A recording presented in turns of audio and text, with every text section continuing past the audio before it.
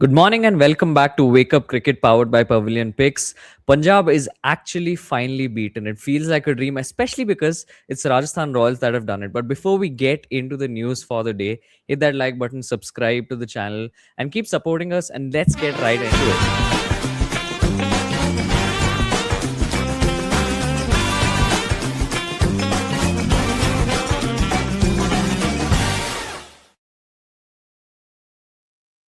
Especially since it's Praatibh. Obviously, he'd label Rajasthan Royals' win over Punjab Kings as a dream come true in this edition, of course. Ferreira Dubey hand PBKS first loss of the season. Shubham Dubey underlined the importance of an impact player. Donovan Ferreira proved why Rajasthan Royals were keen to have him traded in, while Yashasvi Jaiswal and Vaibhav Suryavanshi continued their stellar run as RR handed Punjab Kings their first defeat of IPL 2026. In another run fest at the New Chandigarh, where 222 played 228, Ferreira and Dubey added 77 runs of 32 balls for the fifth wicket to turn what looked like a tricky run chase at one point into a cakewalk and secure a win by 6 wickets and 4 balls to spare. Yuzvendra Chahal picked up 3 for 36, while Marcus Stoinis bludgeoned rather an unbeaten 62 of 22 balls, but their returns weren't enough as RR moved to the third place on the points table. The required rate was exactly 12 when Parag holed out, but there was another important factor here. The spinners were done. Now, with only pace to come, the impact player Shubham Dubey and Donovan Ferreira decided to take on the bowling. Arshdeep's return over was taken for 3 fours. Janssen was a club for a 4 and a 6 before the two took on Arshdeep again. A chase which, after 14 overs, could have been tricky was turned into a cakewalk by the two. Now, of course, Punjab Kings through the entire season have gone undefeated, and so they were the side to beat. And even before the game started, there was already chatter of if any side could do it, it was Rajasthan Royals. Now, of course, I think it was in a more mematic way around Riyan Parag's captaincy and whether or not he could actually get the job done. But credit where due to the entire Rajasthan Royals team, wherein firstly with the bat for Punjab Kings, I think they were short a few runs. Of course, it wasn't an absolute road, so to speak. I mean, we're seeing 220 and we're saying that it wasn't an absolute road. Or it could be a simple fact that Rajasthan Royals were somehow able to restrict the Punjab Kings. Both Prabh Singh as well as Shreyas Iyer did not get off to the best of starts and took their time and just were not able to get in. Courtesy Marcus Stoinis is why they eventually even ended at a 220 score, which Shreyas Iyer did go on to say was a decent score for them. And for the Rajasthan Royals, something that has been an issue for them throughout this tournament has been the middle order. Now, obviously, we're used to seeing the starts from Jaiswal as well as Suryavanshi, so there was no surprises there. But it was the moments after that that really mattered because for a change, even Riyan Parag was looking in decent touch. He got off to a good start, got 29 odd, and then at a crucial juncture, in fact, of the last ball of Chahal's over is when he threw his wicket away as well. And at that point, as a Rajasthan Royals fan, I thought it's going to be the same story, except there was just one change, and that was the fact that they finally got rid of Shimron Hetmeyer, who's been struggling for quite a long time. And they got in the impact player in Shubham Dubey, which ultimately ended up working out beautifully for them. It was Donovan Ferreira who really took the impetus, and ultimately Rajasthan Royals getting a victory, sorting out their middle order issues, maybe. And Hetmyer has been struggling for a couple of seasons now. Now, forget and move on. It seems like Vignesh has donned the therapist role because without context, that is what it sounds like. Forget and move on. But that's what Chawla, that is Piyush Chawla, is saying.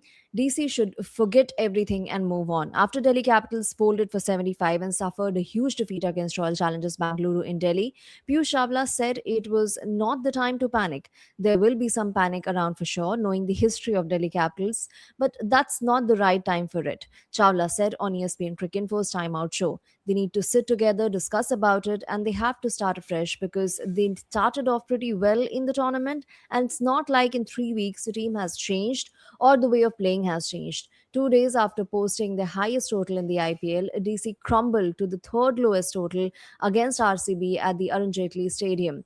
They started the season strongly with back to back wins, but then managed just one win in their next 6 games. They dropped catches at crucial stages, which rather came back to hurt them. On Saturday, Karun Nair dropped Shreyas Iyer twice as Punjab Kings went on to secure the highest successful T20 chase. Later in the business end of the tournament, when they look back at it, those 2 points will definitely come back to haunt them if they are not qualifying for the playoffs, Chawla said. So right now is the time when they just have to forget everything and move on, start playing some positive cricket, and just make sure there's a very positive environment in the dressing room, because that plays a huge role. Now, with the Delhi Capitals, it's very interesting once again, right? Because at the start of the tournament, they were one of the few teams wherein a lot of pundits and a lot of analysts thought that they actually had a decently well-rounded side. They actually thought that Delhi Capitals had the batting unit to be able to do it. You have the likes of Miller as well as Stubbs. So with all of these guys in the mix, KL Rahul at the top of the order, you also have a lot of young talent. Prithvi Shaw has barely got any games. If I don't think I think he's got just the one game, if I'm not wrong, or maybe zero. But the point being that this was one of the sides to watch out for. At least on paper, they look like a really solid unit. Even down the order with someone like Vipraj Nigam who can ball a little bit of leg spin as well as bat a bit. You just know that there are enough options who can come in and kind of uh, f- fit that missing piece in the puzzle. But somehow it just hasn't been the season for them. Now, of course, it has to do with the form of a lot of players. It also has to do with the kinds of losses and the kinds of decisions that are made. A lot of people are talking about Aksar Patel, the captain, and whether or not he's good enough to be able to lead this side. Now, the alternates to that could be someone like KL Rahul, but we know what a disastrous time he had as a captain recently at LSG as well. So, really, with Delhi Capitals at this point of the tournament, I think Chawla is extremely right in saying if they can absolutely slate away everything and put it aside, that's possibly the best course of action for them. Although it's easier said than done, especially at the midway stage through the tournament, you are psychologically battered, especially after a 75 all out. So it will be interesting to see if they have what it takes to able to bounce back. Time running out, that's what the time over here says, and that's what the summary of the next story as well announces. Time running out, this time for MI's famous turnaround. Mumbai Indians often take their own time to warm up the engine in an IPL season. Sometimes they accelerate fast enough to get into the playoffs, like in 2014 they made the top 4 despite losing their first 5 fixtures. In 2015 they won the title despite winning only one of their first 5 matches.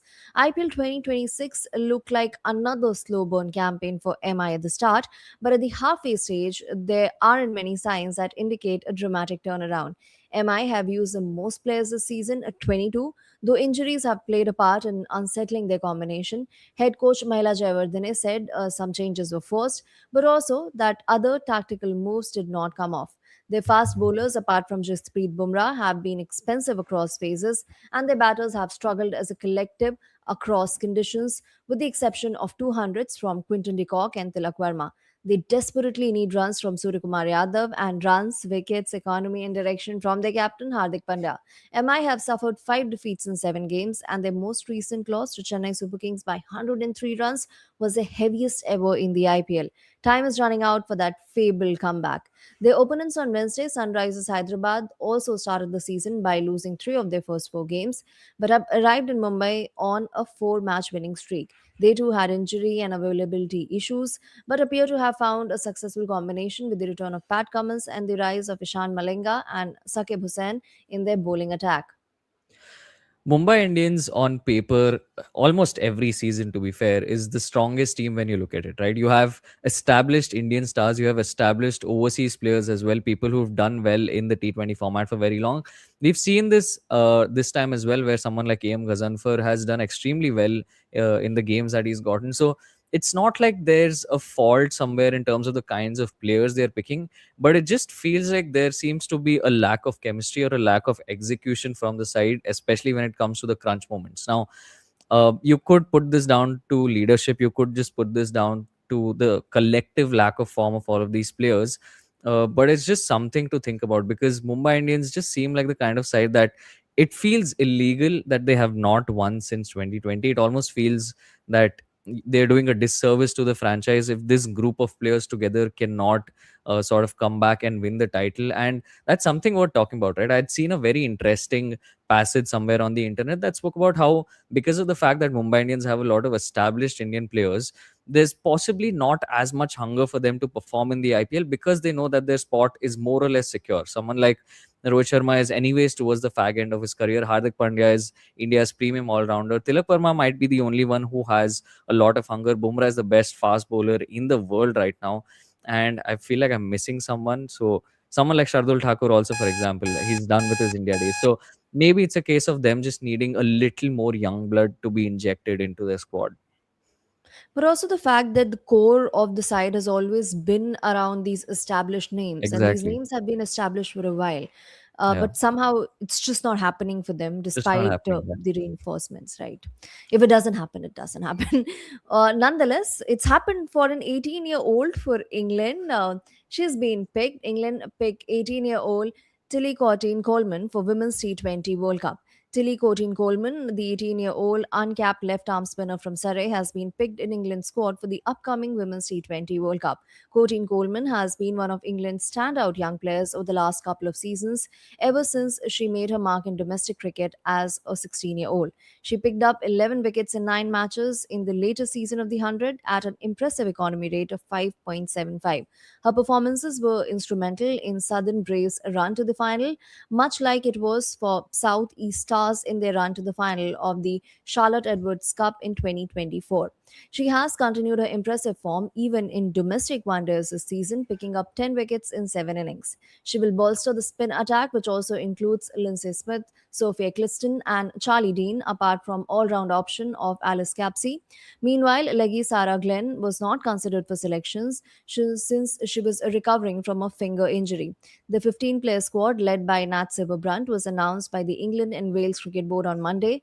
Dean has been named Silverbrandt's deputy in the squad, which also includes Issy Wong and Lauren Pyler, who will be featuring in their first ever T20 World Cup. They will be part of the pace attack, which also includes Lauren Bell, Danny Gibson, Freya Kemp, and Silverbrandt.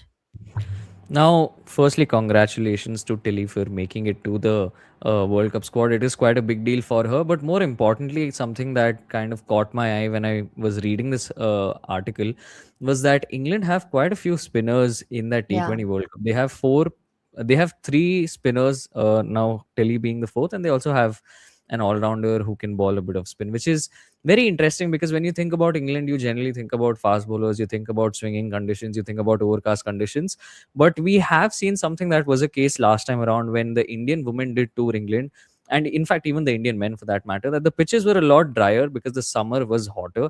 Which means that there was a little bit of aid for spin. I think we saw it more in the women's series itself, where some of India's highest wicket takers in that T20I bilateral series, I think, was Sri Charani, if I'm not wrong, and the spinners in general. So it's very interesting that England have already kind of identified that it is once again going to be a warmer summer potentially, and they want to stack themselves up with spinners, because even for Tilly coming in as an injury replacement, or someone not considered was Sarah Glenn, who is a leg spinner. So I think that's very important to keep in mind, and especially something that the Indian team can sort of take heart from, because we know we didn't have the best series in South Africa, and a lot of that also came down to the accuracies of our bowlers, right? Whereas in England, we have the confidence of having won before, and the World Cup is in England once again, and we do know that we have a good spin bowling unit. Now, Deepti Sharma is someone who eventually ended up firing, so that's something to look forward to, and that's just something to keep in mind come the T20 World Cup.